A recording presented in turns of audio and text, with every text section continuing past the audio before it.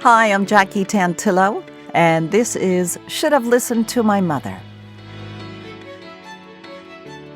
This is Should Have Listened to My Mother, a podcast where we spend time talking about our relationships with our mom, good, bad, or indifferent, and see how we all turned out. You never know, right? You never know. And I always want to thank my listeners for being so loyal and devoted to this show. We're in our third season now, so it's really kind of fun. And, of course, a big thank you to KPPQ-LP in Ventura, California, 104.1 FM. You can listen on my Tuner app or capsmedia.org/radio. They're big-time loyal fans of the show. Also, you can always find the show links on social media, Twitter, Facebook, Instagram, LinkedIn, all that kind of stuff. And coming very soon, you'll be able to also find Should Have Listened to My Mother on YouTube. So all that information, I will update it as we progress and move into the season. So for this week's episode, I wanted to read from my guest's website. Have you been in a position in life that you feel like everything that you're doing is wrong? Or do you feel frustrated that you keep trying to change aspects of your life, but everything you do seems to turn out badly or feels that way in the moment? Well then, you're in the right place for some answers and an uplifting perspective. Einstein said, "Anyone who has never made a mistake has never tried anything new." With this in mind, maybe you can start to see that making mistakes is actually the beginning of a journey of a discovery, opening you up to new opportunities rather than something to lament or view in a negative way. And with that, Sarah Strong, welcome to Should Have Listened to My Mother. Thank you so much, Jackie. It's such a pleasure to be here. Based on what I know of you, Sarah, this has been quite a journey for you, trying to figure out your relationship with your mom. So we are most certainly going to hear more about that. But before we start that, tell me your mom's name and a little bit about her. Yeah, her name is Jeanette, and it's a very interesting, my story is a very interesting story. I have recently, I work at a coach, and just on Tuesday, it came through the portal. I've had a tumultuous relationship with my mother since I was basically born. I was born a realized soul, and I found it very difficult. My mother had very big issues. Narcissism popped to mind, and also she had like a quite serious bipolar condition. So there was just never any continuity. I got lied to a lot. I just struggled because I was always psychic, telepathic, a medium, and a channel, and I could always know what she was thinking, and then what was coming out of her mouth was just like nothing made sense to me, and so she never made sense to me. But as soon as I had the kind of, cognition to understand what she was actually going through, I started to want to help her, and that made my life even more complicated because I was a child trying to help my mother. And that didn't make sense to her. She didn't know, she couldn't handle that I was wiser than her and would then put me down very badly. And I was very abused emotionally and verbally by my mother and my brother growing up. But what came through to help me have a much deeper compassion for her most recently on Tuesday was that my mum is a child soul, and I have always been a crone soul. So I'm an ancient, wise, starting, basically choosing very consciously to come through the portal onto Earth through a child soul to get all these sorts of lessons and expansion points and growth points so that I can serve the tribe I came here to serve. So where I've come to today, and it's so interesting because I asked her for a boundary. I was not well, and she was triggering me greatly, like even just last week. I asked my mother for certain boundaries. She does respect them for the most part, of stepping away and just having no contact for a while. I was getting very triggered. And then yesterday she needed to tell me that my grandma is close to passing, and she texted me. And I'm like, Mum, she's very dramatic. She's like, I respect you wanting to, finalize our relationship. I'm like, Mum, you're my mum. Like, I'm never going to cut off completely, but there's still there's still, boundaries that I need to draw, and there's, like, I even texted her about, this is what I like, this is what I don't like, could we work on that? So I'm in a constant flux in the relationship with her, but it's a very beautiful journey. Wow. So there's a lot in there. And I can only imagine what it was like as a little kid to filter all this out, or, the wheels spinning. And that's a kind of a big responsibility to be on your shoulders. You're born in Australia, correct? Yes, in Australia, in a place called Geraldton on the west coast, near Perth. And how long did you live in Australia for? I lived there until I was 20, and then I lived in Japan for a few months, then came back and left again. I left the west coast of Australia when I was 22, and then moved to Sydney for 2 years, then moved to London for 13 years. So I really knew that I couldn't be very close to my mum. She was very Christian, and I was very alternative. I wanted to do yoga and meditation and martial arts, and because they were all a different spiritual basis, my mum blocked me. So I knew I needed to get very far away from her. So I moved to London. Well, and that's understandable. That's understandable. Can you tell me how old you were when you realized you had intuitive or psychic medium abilities? Oh, wow. I was about 37. So I'd lived my whole life knowing that I was different, knowing that I hear everything, I see things, I have visions, all these kinds of things. And it took for me to meet someone in Perth, actually, whose mum was quite a prominent psychic at the time. And we started hanging out, and he would tell me he gave me all this language to describe, like, empath and psychic and telepathic, and he started to tell me that I was all of these things, because obviously he knew. From our connection was very deep. I could call him and he'd be like, "Oh, I was just thinking that," or very, very transparent. Like he could see me. And so he mentioned all of these things for me. From that point, I started to research how to live in the world as an empath. I started to really explore how I could live more freely and more comfortably as an empath. As an empath, you are a sponge, basically. So you take everybody's dark energy, good energy, you absorb it all. And it's really hard because you have to learn how to not absorb it all, which is all about balance, I guess.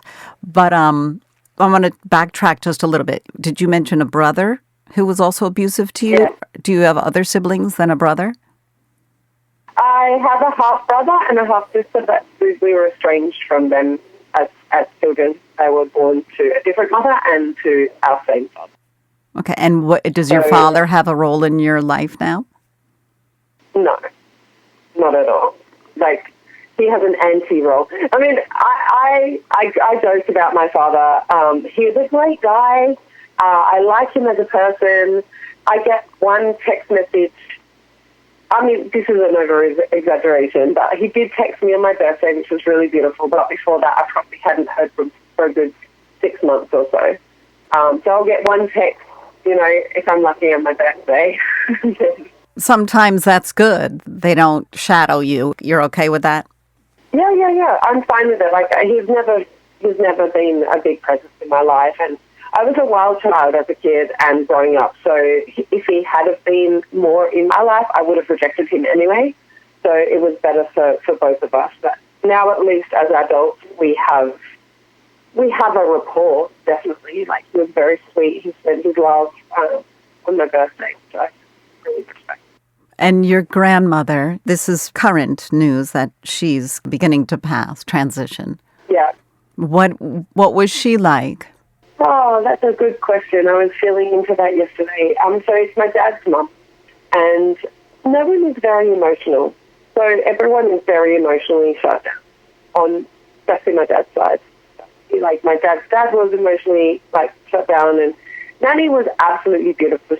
She was a proper nanny, so she would always give us lots of sweets, and she was just a lovely woman. But again, I didn't really have that much to do with them. They lived on the opposite side of Australia, and we saw them at maybe Christmas, and once, maybe if we were lucky, once a year, maybe once every couple of years as we grew up. So, but yeah, she's a wonderful woman. She's 100. My Nana is 100. Congratulations, Nana. Yeah. That's she's fantastic. Brilliant. She's a trooper. Yeah, so she just had her 100th birthday in July, so she's 100 and a half. Wow. So to pass now, she's like, that is a good innings, you know. I'm still sad, and I'll still have a very big cry when she goes. What can you tell us about your maternal grandmother, your mom's mom? So my mum's mum was an alcoholic, and I never saw her sober a day in my life. I hated her. I as a child, I would tell her what I thought of her, and my mum used to shush me when my mum couldn't handle me as like being around her very much, because I would tell her how she was wasting herself.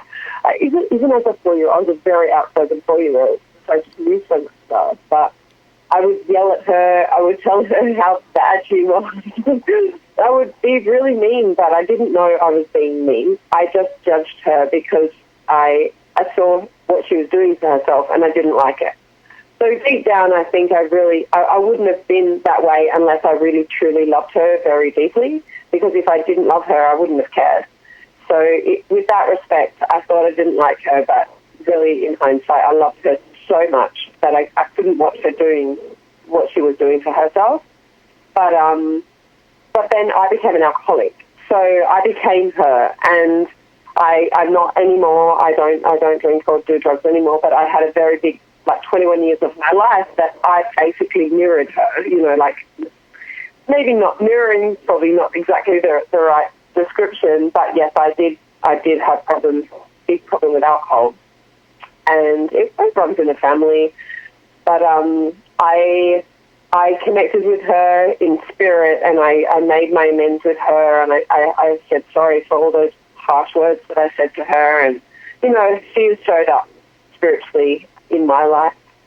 Her and her husband. I never met my grandfather. He passed when my mum was 14, but. He was also similarly afflicted. We're party animals in my family. Can I ask how old you were when you would yell at her? Like, were you a kid or young adult? Like 4 or 5 years old. No, like a kid, tiny kid. Wow. But then you followed in her path. Yeah, I became. The irony. I basically became her. Wow. Why do you think you did that? Well, it's, a lot of it was basic. A lot of empaths suffer the same afflictions, right? So I had so much in my mind. I felt everything. I heard everything. I knew everything that people were thinking, and it was just that was so much information, and I didn't know what to do with it. Aside from that, I hadn't had no love, zero love. Like, not from my mother, anyway. But I had love from a lady. Her name is Wendy, and she was my rock. She was also psychic. I realized how much we communicated non-verbally when I spent time with her when I was in my 30s, actually nearly 40. But yeah, so in the family home, it was devoid of love and affection, of any kind of validation or anything. So I left my family home angry, hurt. My mum tried to kill herself. She attempted suicide when I was 14. So I felt completely abandoned. My dad wasn't around since I was like 1 year old. So I didn't have a basis. There was no love basis. There was no idea of this is how you be a good human. No, I ran away from home when I was 16, and I was just a wild child. So I didn't have a basis for living. I didn't know what to do. I didn't know how to treat people. I thought I was lied and cheated, and just horrible things were spoken to me, like from my family unit since as early as I could remember. And I didn't know how to live. So based on that, I think I did pretty well. Wow. Rather than Yes, I did. Since I was 16, smoking a lot of dope, and then did a lot of drugs and alcohol from 17 onwards. I didn't kill myself. I didn't do anything that bad in that 21 years of doing, that I was in a full addiction of alcohol and drugs. But, I believe it's just because I had this hole inside of my soul that I just had to fill it with something. Oh my gosh, I can totally, I sympathize with you. I mean, my gosh, what else could someone do who's just kind of left on the side of the road on your own as a little kid? Yeah, at the bottom of the barrel. And it is genetic too, right? The tendencies. It's genetic. Yeah, for sure. But you're a survivor. You're clearly a survivor. Mm-hmm. Can I ask, thank you. Yeah. did you from a young age hear the voices speaking to you and sense and feel the spirits communicating with you, as you alluded to earlier? Yes, I was hearing the voice, I believe, of Jesus Christ when I was about 4 years old. It may have been younger, but I don't have a cognition of the remembrance. But definitely from 4 onwards, I was channeling Christ. What was he saying? Well, a lot of opposition to my mother. So she was. She had the King James version of the Bible, and she would try and make me read it, and I'd be like, "That's not true. There's no truth in that Bible." I mean, this is just intuitive that I knew that, but because I'd been so messed with by King James. I don't mean any offense to any Christians out there. It's just I just knew more than my mum knew. Like I'm part of. Actually, this doesn't come through every time, but I'm Jesus' bloodline. I'm part of Christ's bloodline in my blood. My so gosh, I so knew exciting. him. I travelled with him. Yeah, thank you. So I travelled with him. I was Peter in a past life. Every time I now have a different version of the Bible called the Passion Translation, which is so aligned with truth and what Jesus did. And, I've read that book over a couple of years and, I realized that I did know that the King James Bible wasn't correct. And when my mum would try and, tell me things, and I would say, I knew that wasn't the truth. And I would tell her, and I had explanations for her that she couldn't fathom how I knew the things that I knew.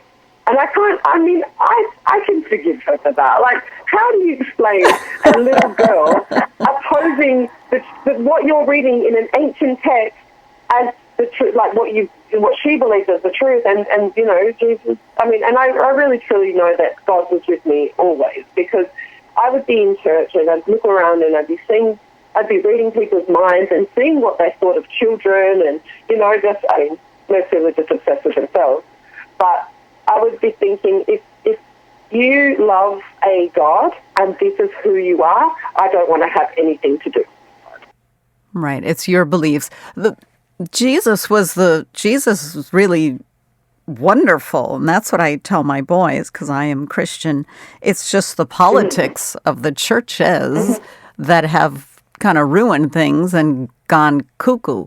But that's another whole conversation. So I totally believe whatever anyone wants to believe in, something bigger than themselves and heavenly and worldly and inspirational and motivated for the better good of man. I'm all for that. But it's when it starts getting a little crazy that I have to walk away.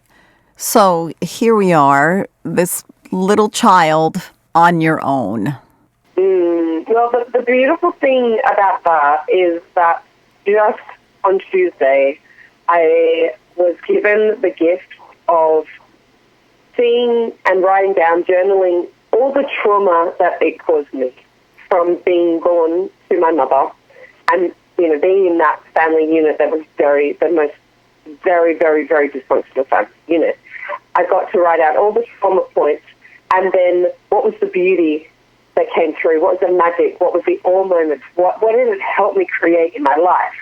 And so what that is that basically without the hardship, without the total, kind of invalidation as a person, I wouldn't have, what that caused me to do was fight and keep going and believing, like creating situations where I could learn to believe in myself. And it just created a fighting spirit that I needed to get to where I wanted to be and to where I am today.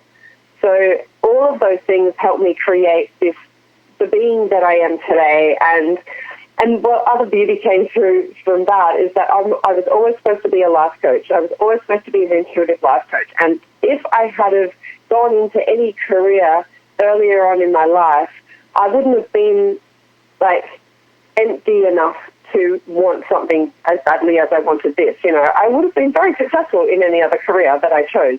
I just got blocked at so many of them, and you know, I was like kind of drinking my life away a lot as well. So if that hadn't happened, then, you know, I needed those things to happen in order to be exactly in the right place at the right time to do my coaching course, to become a coach 2 years ago, you know. So I just had my 46th birthday, and it's like I've just started getting my life together. So it's a beautiful message for everyone out there is that if you're 23, 24, if you're in your 30s, even if you're in your early 40s, even if you're in your 50s and you still don't feel like you've got life figured out, don't worry about it.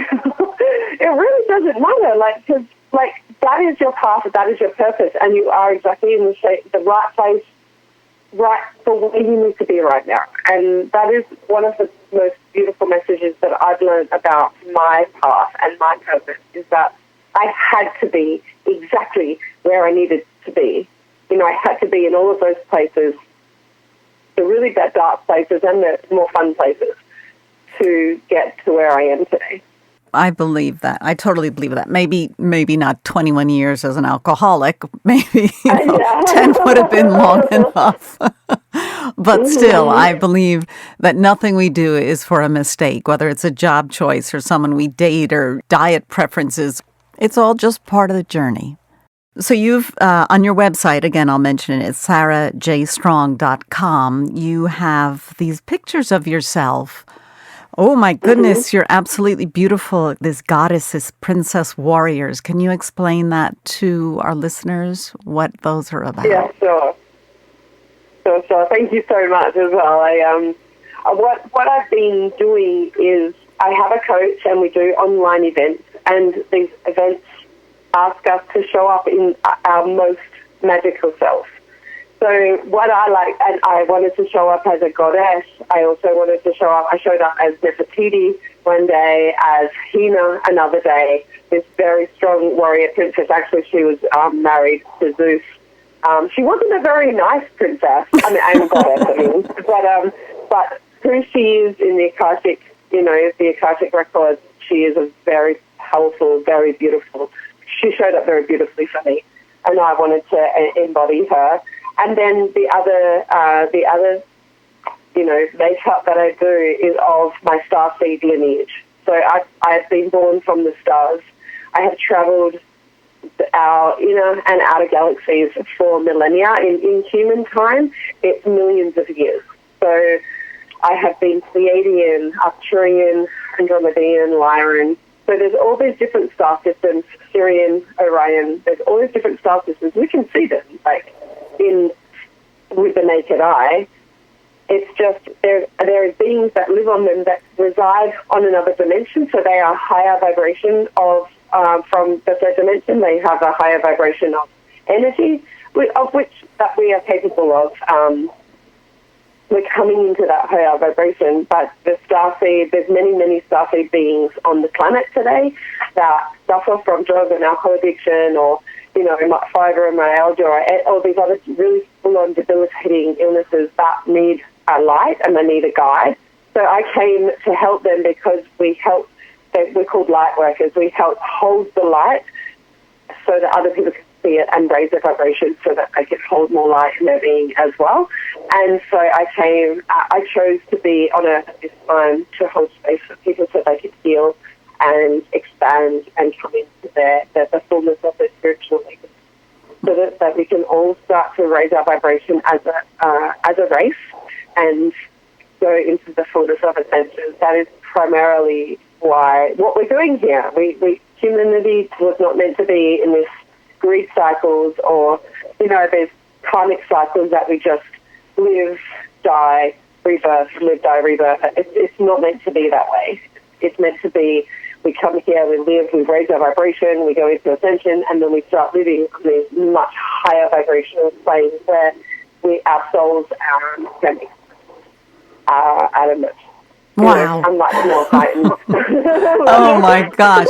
But it's so neat. When I was looking at your website and seeing you not dressed up in this image of this powerful priestess or goddess, that it could help people as an exercise. You visualize who you see yourself as.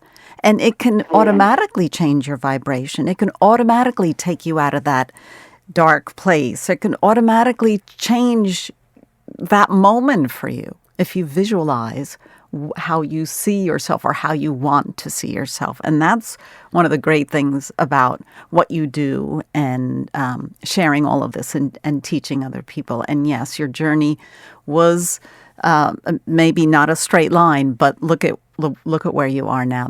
It's very impressive. Thank you so much, Jackie. And you're so right. Like, even just the physical doing of dressing up as a goddess, doing your makeup differently, embodying a different energy vibration of what you're used to, then go out into the world like that and see how the world responds to you. If you walk into stores, in gas stations, in the supermarket, like, if you just go out, like, don't have literally, I've challenged people to do this in my workshops and things. Like, I do a Starseed activation workshop where we dress up every single week for 5 weeks. That shifted the most immense amount of energy for everyone, showing up as your most brilliant self as a new iteration of yourself. You know? And then I challenge the girls to go out and just be out in the world like that and watch people's reaction, like watch their curiosity, watch what you bring out in other people and help them see, or what you could educate them, or they can just see this playful nature, you know. So I do it a lot as well. I go out dressed up in full regalia as well. Good for you.